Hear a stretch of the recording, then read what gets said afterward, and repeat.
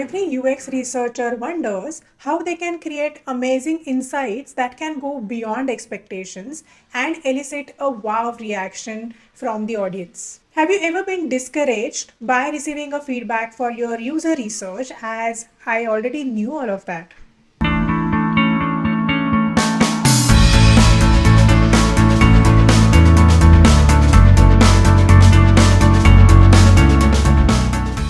Hello everyone, welcome to Design Tales. Conducting primary research like interviews, field and observational studies, or surveys could be pretty straightforward as compared to what one needs to face after coming back to office with pile of data like notes, sketches, user journals, audio and video recordings. And question arises that what should I do with all of this data? How do I turn this data into something meaningful? What I have observed is most of the designers and researchers don't understand the meaning of insights. Most of the researchers might have a skill of asking right questions, probing at the right time, empathizing with users, and even gathering a lot of meaningful data. But when it comes to turning that data into something meaningful, they struggle a lot. That's why we see the quality of insights is compromised, and the impact of that is at multiple levels. For example,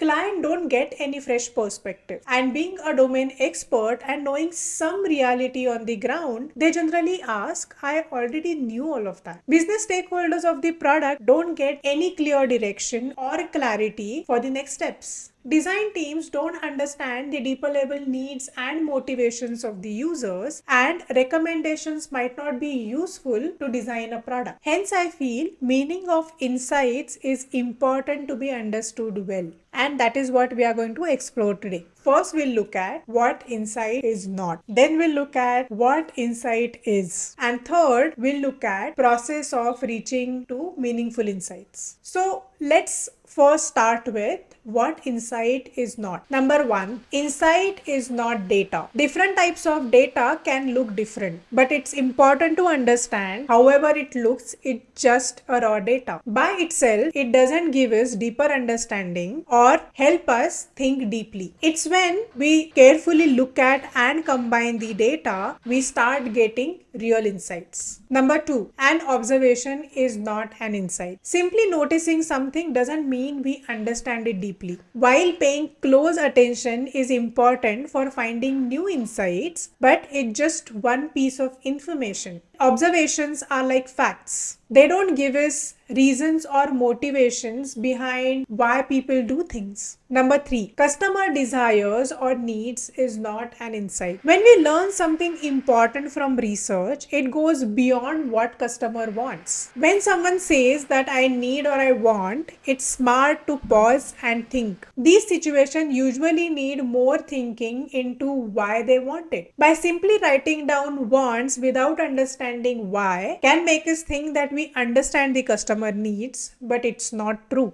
So these are the few things people confused with an insight. So if this is not an insight, then what is an insight? So let's look at and explore what is insight. An insight is defined as the capacity to gain accurate and intuitive understanding about a thing or a person. This is by the dictionary of Google search. Basically, what it means is that insights refer to the understanding, perception, and interpretation of information, data, and experiences that provide us the valuable and meaningful knowledge of a particular situation or a subject. The tricky part is great deal of intuition play a role here. Reaching to an insight is not a straightforward step-by-step process. Though there are steps, it does not give you guarantee that you will reach to a powerful insights. I was reading an article where the writer of the article has given a very good example of how to come up with or how to look at fresh perspectives. She was giving an example that she was talking to her sister-in-law, who is a mother of two kids, a son and a daughter. She was sharing an observation of her 3-year-old son and said he only liked to play with girls. I think he is going to grow up to be quite the charmer. She made an observation with a reasonable explanation, but the writer of the article wasn't convinced with her reason. She replied, well, that's because he has an older sister and he is only experienced and comfortable playing with girls. Maybe that's why. This is not about who is right here, but the important thing is one can bring different perspective. The one that first question the reason why he is behaving in certain way and then bring a new one.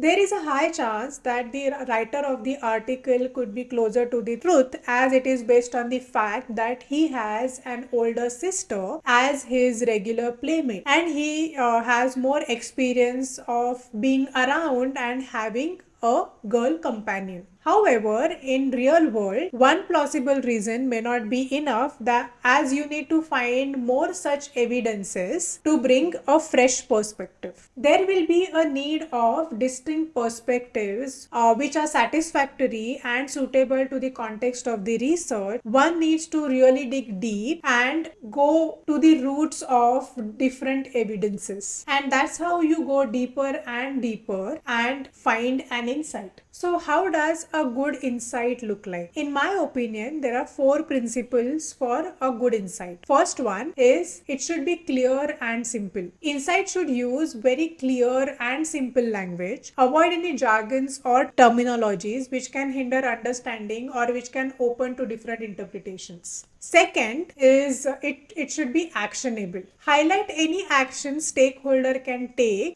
in the light of this newfound knowledge. Third is state underlying factors such as whys, motivators, different perspectives or observations. And the fourth one, it should be directional. It should have future opportunities. It could be business opportunity or design opportunity or even further research opportunity so that we can understand deeper level of insights furthermore. So in my opinion and experience, if you follow these 4 principles, insight could be very powerful and also useful for the entire team to adapt. So now let's look at the entire process to come to the meaningful insight. Great research involves analysis plus synthesis. Analysis means the detailed investigation of different elements or the structure of the data, versus synthesis means the composition and combination of the data or different elements to give it a meaning. Let me be very clear here. The steps or the process I'm stating here is mostly useful for all types of research techniques and it is very generic. Please take it or apply it as it resonates. Step 1. Collect and organize your data. Make your data manageable either before you head out for a research or very soon you start. It is a good idea to have a system to organize all kinds of files you will collect. For example, handwritten notes, digital notes, photos, sketches, audio or video recordings. To collect all of this data, for me, 2 levels of organization works best. One is physical organization and second is digital organization. Let's first look at digital organization. Plan to have all the files such as handwritten notes, audio or video files transcribed to digital notes. Create folders by participant, session dates or any other formats your team comfortable with. For me, participant wise data segregation or folder segregation works best. In each folder include a participant profile document which includes who the participant is and any demographic or segmentation data if you have. This profile should provide a quick scan of information or a reminder to the entire team. At the end of the day or session, store any and all types of files of that particular participant in respective folders. Include all the scans or transcripts of all the handwritten notes, audio files, original audio files itself, all the photos and video files. Now let's look at physical organization. Designate a war room. It could be a meeting room, cluster of desks, or a common space. You need to use this space over a course of your study. Make sure that this space should have a very big wall or a whiteboard available there. Now create your space. Stick all the research goals on top and also add all the photos of the sessions every day. This space should look like the physical representation of your study. At the end of each day or session, conduct a team brief where you can discuss around key findings or any interesting points for synthesis. Capture these key findings and interesting points on a large post-it notes and stick it somewhere, and also discuss the importance and meaning of those. Now let's move to step 2, which is mining your data or identify what you see. Once you have conducted your research and collected and organized your data, you can start mining your data for facts and figures. This step involves a lot of analysis or identifying what you see. Let's look at the step-by-step process. Carefully go through all the data by each participant to identify findings. Based on your goal or output of the research, pay attention to specific points like behaviors or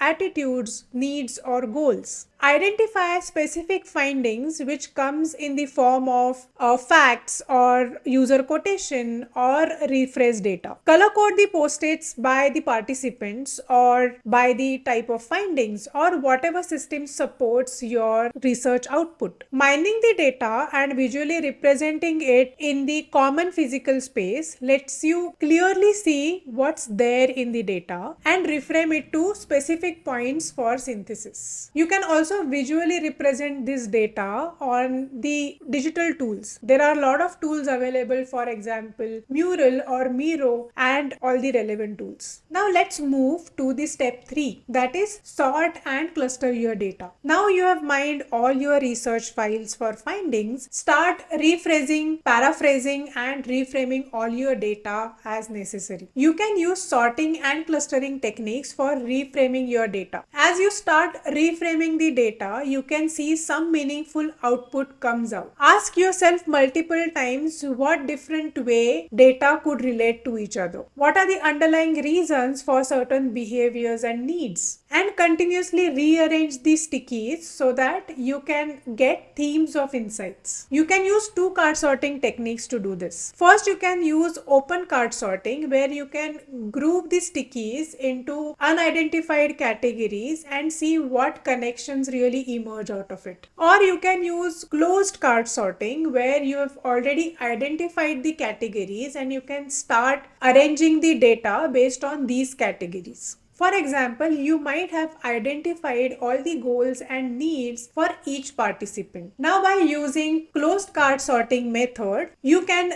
resort all the goals and needs based on the alikeness and the duplication across the participants, which are most common and critical. This lets you discover patterns in the data. Now let's move to the step 4. That is identify insights. Now you have organized all your files, mined all your research data, represented it visually, sorted it and resorted it. In the entire process, you must have got a lot of patterns which give you a gut feeling they are important. And you have synthesized them further to create macro patterns out of it. But how do you take it to the next level and identify insights and core truths about your users from the patterns you have found? You can follow these steps. First, you can discuss each pattern as a team. Talk about why you think this particular pattern is important and what it means. You can recall exact user quotations, facial expressions, body language, their feelings, also attitudes related to that particular pattern. Then articulate one simple statement and insight which emerged out of each pattern. Draft each insight on a post-it note, but be flexible of changing them when you visit them later. Then next step is incubate the insights. Leave them for 24 hours, do some other work. Remove yourself from the war room and let them sit with you undisturbed for an extended period of time. Return and re-articulate these insights. Think of it different ways of expressing the same insight. But if you got it right for the first time, don't change it. And then next is socialize the insights. Show them to the people who were not involved in any of the research or analysis or synthesis process. Give them some context and show them all the insights and get the reaction. See if it really resonates with them. Ask yourself, do people get them? Does these insights talk about core truths about users? Do these insights compel design team to create meaningful products and services? Once you got all of these answers, you can finalize all the insights or themes of insights and keep it with you. You can also create a user need statement for a particular insight or a pattern or themes of insights. You can do it as it resonates. You can create this user need statement like this. You can write a username and then a user needs, then write a need. In order to accomplish a particular goal, write a goal there, because, reason, why, and motivators. This will stimulate the process of ideation further. Now the last step, which is step 5, which is organize a report and present. The process of presenting your research insights involves structuring your report in a way that ensures that insights have real impact on your stakeholders, clients, and design team. So here is the summary of all the components you can have in the research report. So here we go. First, you can write project details and methodology. It provides context about your project's time frame, methodology, number of participants, research areas, and goals. It also briefly introduces the research setup. Then second component is respondents. Detail participant information including the number of respondents and relevant demographics such as profession, age, and gender. You might also include participant preferences or motivations. Then you can include research questions or tasks. Present the questions you asked. Align your report with the initial problems you set out to solve. Then write executive summary. Condense the research outcomes for busy decision makers. Include essential statistics, error counts, or critical findings. Use visualizations to aid understanding. Then you can start with key findings. This is the core of your report. Describe the insights you have discovered, which may range from a few to many, depending on your research scale. Within these key findings, you can first organize your insights by theme, sentiment, or category based on conversations, usability tests, or studies. Prioritize findings by importance, from critical to high, medium to low. Then you can add evidences. Back up your insights with evidence such as recordings, quotes, emails, screenshots, or photos. Tangible proof adds credibility and engages stakeholders. Then you can have in the key findings is recommendations. Pair each insight with actionable recommendations. Collaborate with design experts if necessary to ensure practical and achievable suggestions. Basically, all of these key findings, you can use those 4 principles which we just talked about. And lastly, the next component is annexures. Provide additional details for inquiring team members or researchers. Include the research scenarios, methodologies, recruitment process, and supplementary demographic charts. This structured report ensures that your report is informative, engaging, and actionable. By including context, insights, evidence, and recommendations, you enable stakeholders to grasp the significance of your research and take informed decisions based on the findings. So this is it for today. Do like and share this video with your friends, colleagues, or with your family members, whoever needs this learning. Do subscribe to this channel so that you never miss an update. So thank you for joining me today. See you next time. Bye-bye.